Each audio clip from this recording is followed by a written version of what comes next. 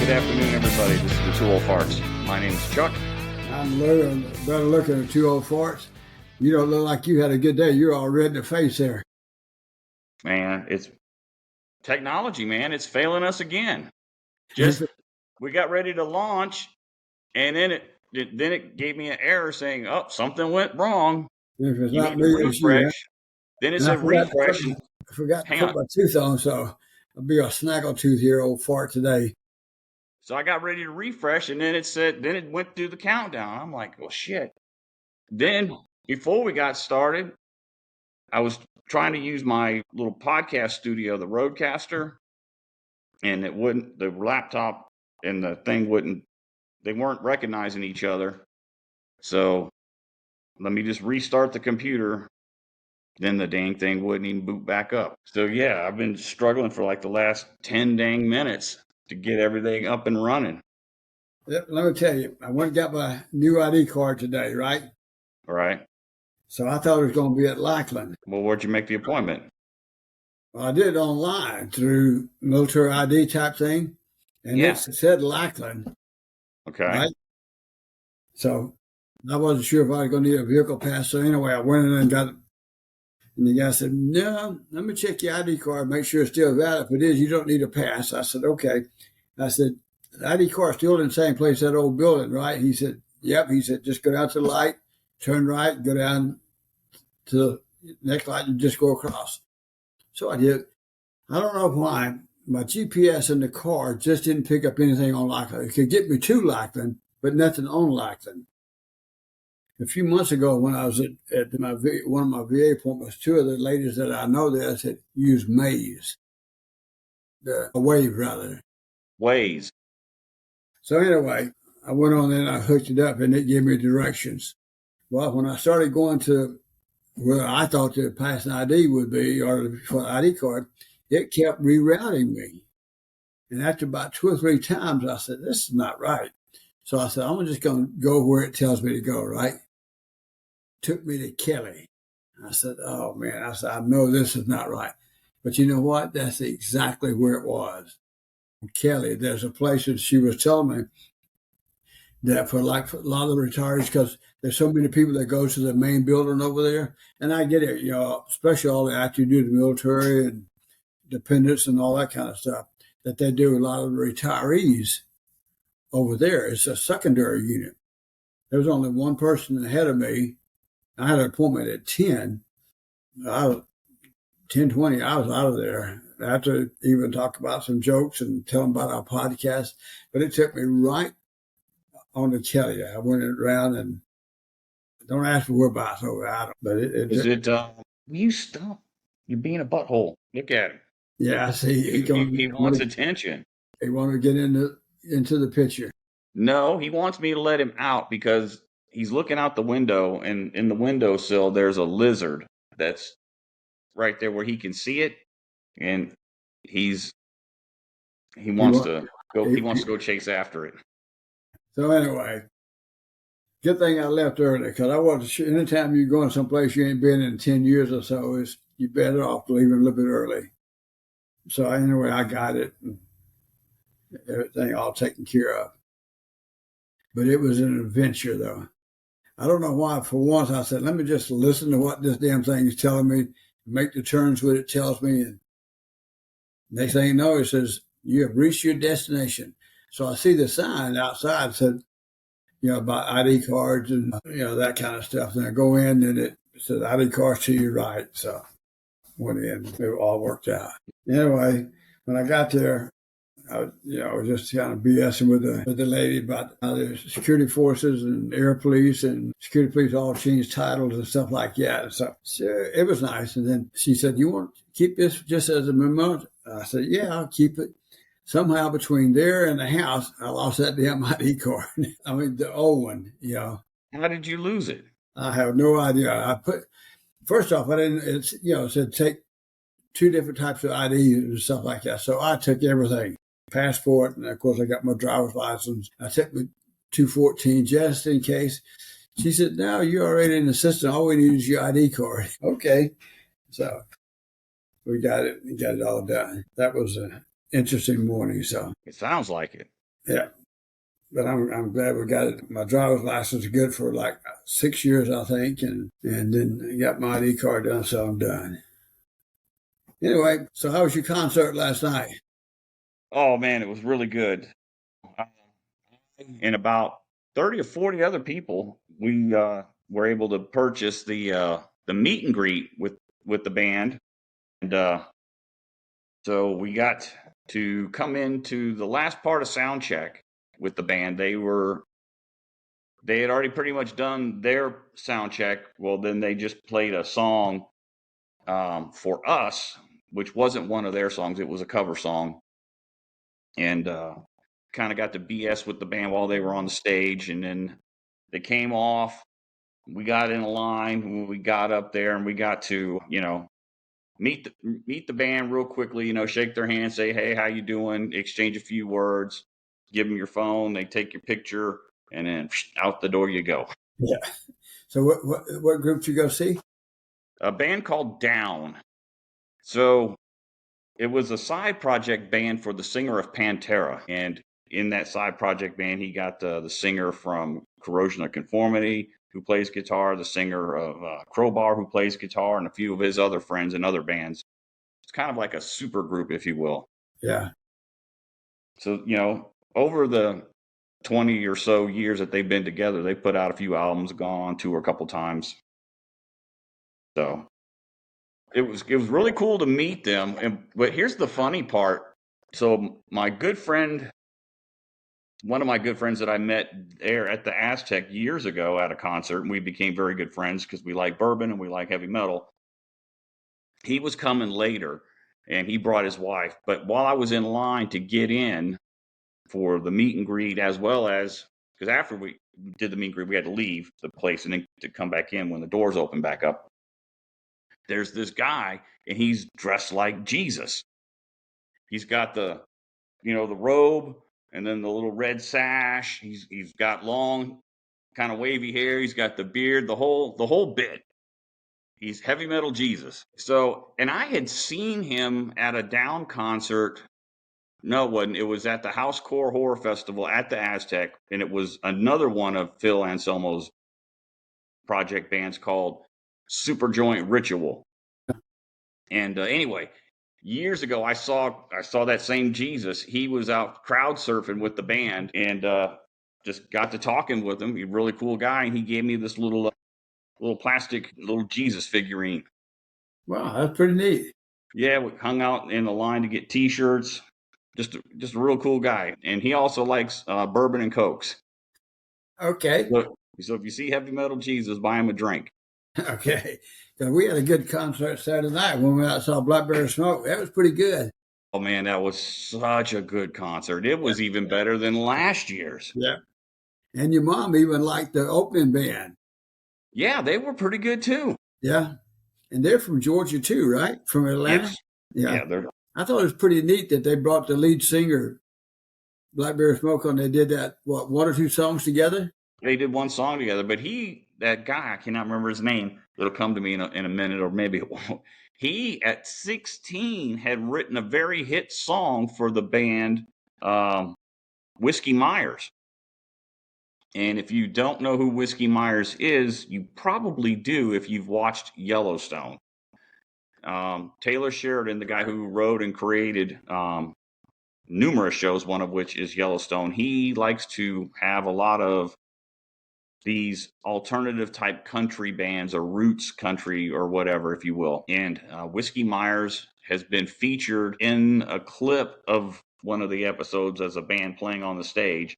And you've probably heard one of their songs or two in the show. So, and if they ever come back to Flores, it's been a couple of years, we definitely need to go check them out. Okay. Well, on our last podcast, we were talking about music and stuff. So I did some research. I was going to send it over to you, but hell, I run out of time. I don't know what the hell I've been doing, but I run out of time. Well, it's good that you didn't, because I had a lot of homework to catch up on. I'm in my last week of my one graduate class at National Defense University, and I started this week with my AFIT class. So that's my second class with AFIT. I've already done one. This is starting my second. and I just am finishing up my first one with NDU. So I've had nothing but homework and projects to get done, which I finally got it all done today. So I'm glad you didn't send me nothing, because I wouldn't have had time to read it. Did some research on there's a lot of stuff. Some of the most influential rock bands of all time, according to Science, this article. The top Science. five include the Beatles, had 210 mentions, Led Zeppelin, 151, the Rolling Stones, 146, U2, 139, and David Bowie, 127. I wouldn't say U2 as an Now, Bob influential. Dylan came in with number 6. Elton John, and the same as Queen, and Jimi Hendrix and Red Hot Chili Peppers. Bruce Springsteen. Chili Peppers? Are you kidding me? Who put this list together? There's an article by Science. I don't know. They're full of crap. They got U2 over David Bowie or Queen. Yeah, they're going by how many mentions they had. Who cares about mentions, man? It's not even close, people. We want to hear about this on Facebook and Twitter, or X as it's called now. I'm throwing the bullshit flag on this one. And then some of the most influential albums, concept albums, was the most influential album of all time was Sgt. Pepper's Lonely Hearts Club Band by the Beatles. It's widely considered as the best album concept. So you can jump in and give us your opinion. I don't know. No, it is. I'm not as familiar with Sgt. Pepper that Sgt. Pepper album as much as I am on the Beatles' White Album and Abbey Road. Uh-huh. Those to me are like really great albums that are important to me. But to me, the best concept album was either Pink Floyd's The Wall or Pink Floyd's, God, what's the one with the pyramid on it? Well, It'll come to me. He was in that group, Pink Floyd. Dark Side of the Moon. I would have to say Pink Floyd's The Wall is probably the greatest concept album of all time. And Aerosmith and The Who and Metallica were all in that group too. Yeah, they are influential. So in the modern era, who do you think some of the most talented songwriters are? Songwriters. I know it's not Elton John because he didn't write his songs. Bernie Taupin wrote all of his hit songs. I would say Bernie Taupin. John Mellencamp, believe it or not, I think writes some great songs. According to this list here, and it says some of the most influential and acclaimed songwriters. Bob Dylan was listed first. Yeah, I would see that. He was one of the greatest songwriters. Then Paul Simon, known for his work as a solo artist and with Simon and Garfunkel. Joni Mitchell, her introspective songwriting, unique musical style. Leonard Cohen. Yeah, I could see Leonard Cohen. I mean, Joni Mitchell, I wouldn't put her up that high. Stevie Wonder, David Bowie. Yeah, David Bowie. Prince. Definitely Prince. Now this next one's going to knock you out of your chair. Taylor Swift. You know what? She writes some very great pop music. You know, you got to give it to her. But you know who else is not in that I would think over Joni Mitchell? Hall & Oates. Who? Hall & Oates. Okay. Then they had Kendrick Lamar and Billie Eilish. Billie Eilish. Eilish, okay. Who do you think some of the best living songwriters are? Best living songwriters. One of them is Bob Dylan. I had to ask about for Blowing in the Wind, the times changing. Paul McCartney. Yeah. I can see Paul McCartney. Paul Simon. Stevie Nicks. Yes, definitely Stevie Nicks. I would put Stevie Nicks over Joni Mitchell again. Yeah. Then Jackson Browne. Yep.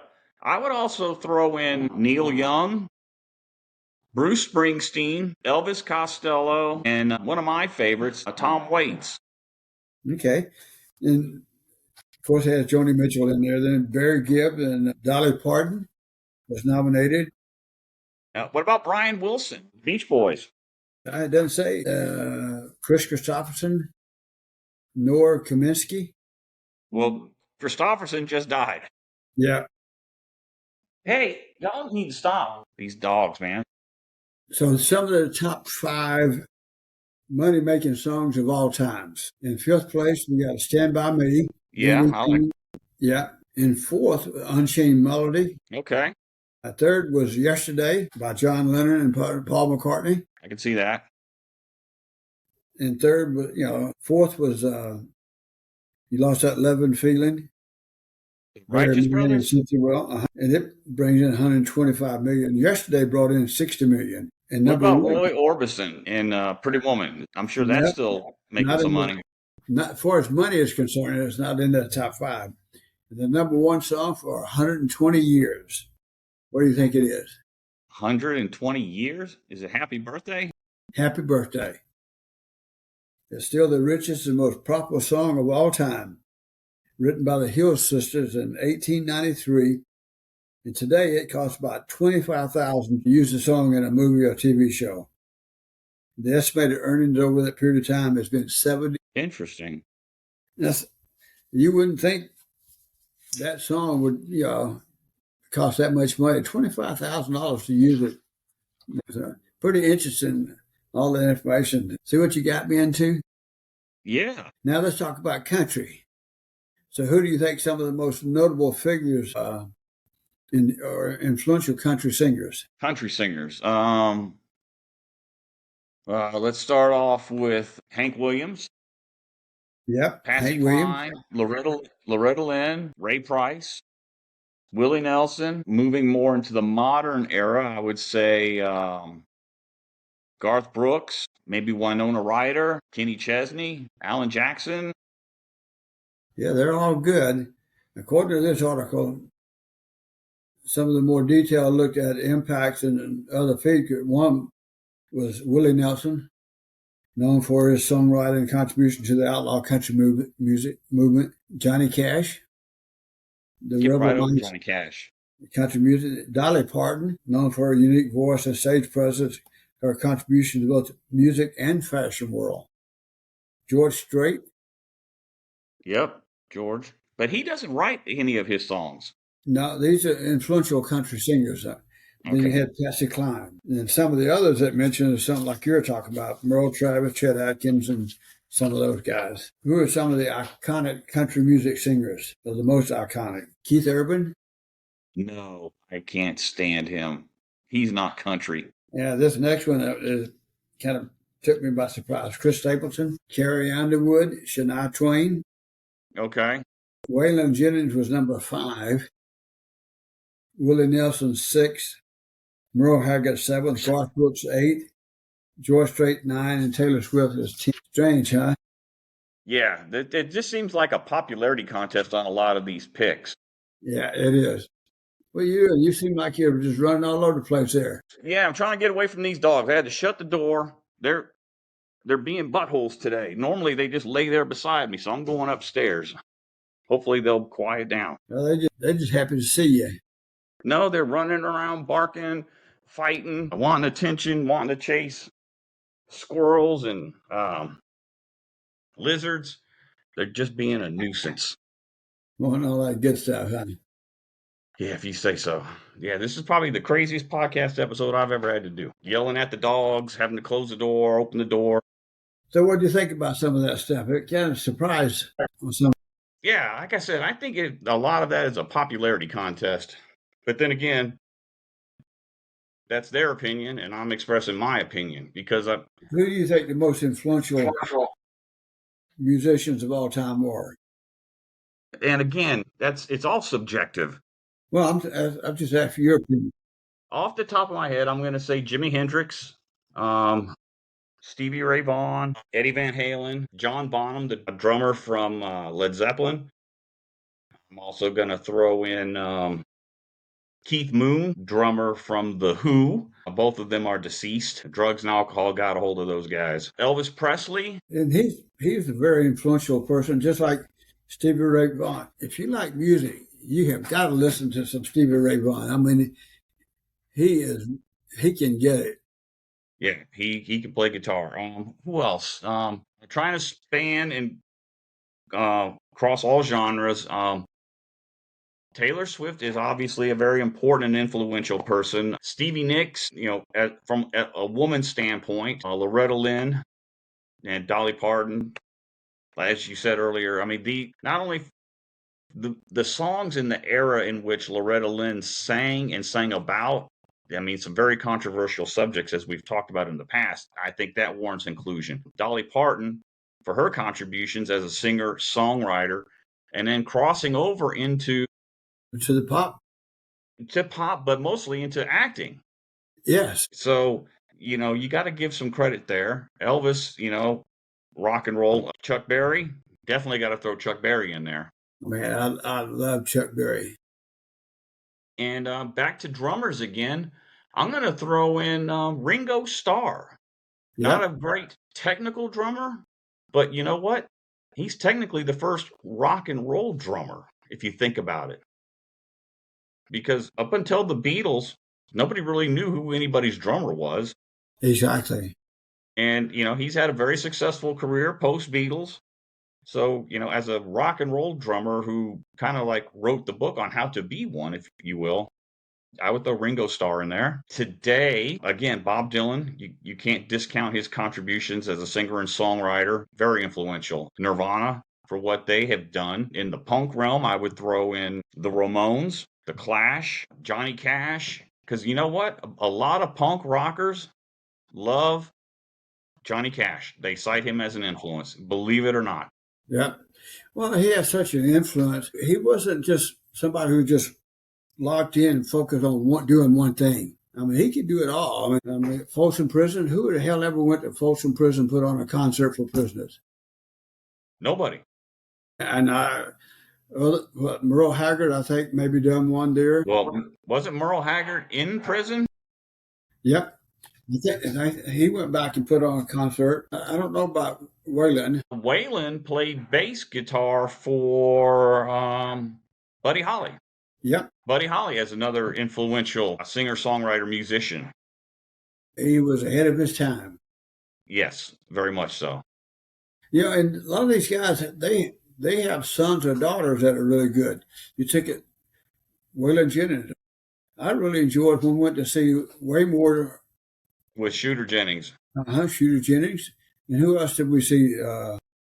Son. You got Hank Jr., but we didn't see him. We haven't seen him, but with Willie, his son. Yeah. And then when we saw Ray Price, his son's in the band. Yeah. And you think about Ray Price, 5 generations. 5 decades. 5 decades, he had a number one hit. That's amazing. Yeah. The guys are just ahead of their time. And these last few years, you and I have been going to a lot of concerts. They're a lot of fun to me. It exposed me to seeing some things differently. Actually, probably didn't realize how much I did enjoy to go back into it, Well, I always knew you would like George Thorogood. I always knew, because you've always liked that rock and roll era from the 50s and early 60s when, those guys were getting after it. And I just knew you would like him. But my favorite memory of us going to a show was Chubby Checker. And you and me getting up on the stage and doing the twist with Chubby Checker. I mean, how cool is that, Dad? Yeah. I got to go back and look. I've got some George Thorogood videos, and I think I don't know if I got to check. I know I got some pictures. I got to go back and look. So I think Kaylee, I got her Christmas present and got it up and running. So I got all kind of pictures and stuff on that. It only took 3 months, Kaylee. It only took 3 months. It wasn't you. It was on me. But so I got all kinds of videos and stuff on that digital picture frame she gave us for Christmas. I love that thing. So it is pretty cool. I'm going to go back and look for some Chuck Berry and George Thorogood. I got some videos that's on there too, as well as pictures and stuff like that. Then you can't see it, but I got my picture up there. That and the thing that Brenda and Mackenzie gave me, a little drink holder thing. Mm-hmm. I like that. That's one of the best Christmas presents, even though they're late and when you look at things. But to me, it's not about when you get it; it's what you get. Oh yeah, yeah. And that picture with Devontae and were those other 2 guys on that picture with him? Is it Ingram and? So Smitty, Ingram, and Bryce Young, right? No, 22 running back. To Derrick Henry. Yep, Derrick Henry. So you got what, 3 Heisman there? Yep. What? Didn't Bryce Young win the Heisman? Who? Bryce Young. Bryce Young did. Devontae didn't. Yes, Devontae did, Dad. Yeah. So Devontae is one of 3 players that's won a Heisman, a national championship, and now a Super Bowl. Yeah. So I finally got that up. I got it on the wall over there, so I can see it. And I like that picture frame that Kayla sent. Put all the pictures up and got some pictures of you and your sister with you standing on the crutches. I don't know why you were with shorts on and having to use a crutch. No, either. How about falling off the top of a damn car, breaking your hip? Well, yeah, that. So the picture from that time. So this just brings back memories. When you start getting up all the age, memories are more important to you or more fun to watch. You laugh at them and say, how the hell was I that stupid? It ain't hard to do. No, it's not. But anyway, I just want to give a shout out and tell Kaylee we did get it and appreciate it. Yeah, absolutely. Give a shout out to your favorite aunt, too. I know she's probably listening. We may be getting a couple more people. I was talking on the messages to two of the cousins up in Michigan, telling about our podcast, Teresa and Cindy. So hopefully we'll get some people up there listening to our podcast too. Well, if I can't get this computer and this Rodecaster to sync back up again, and then to where you can hear me, there's no way we can do a podcast because I don't have a way to get it through the phone into this unless I can look for a different recording platform. Right. That can maybe do, 3 guests in video. That'd be nice. All right. We're getting close to that time. Yep. Not having much to say. We sure have a lot to say. That's right. Next time I'll make sure I put my flipper in so I don't have the snackle tooth showing there. Yep. There you go. When you look at it in the mirror, it don't look that damn good. But anyway, at this age, who gives a shit? You're right there. All right. We'll see you. Y'all take care, everybody. See y'all later. Love you. Bye.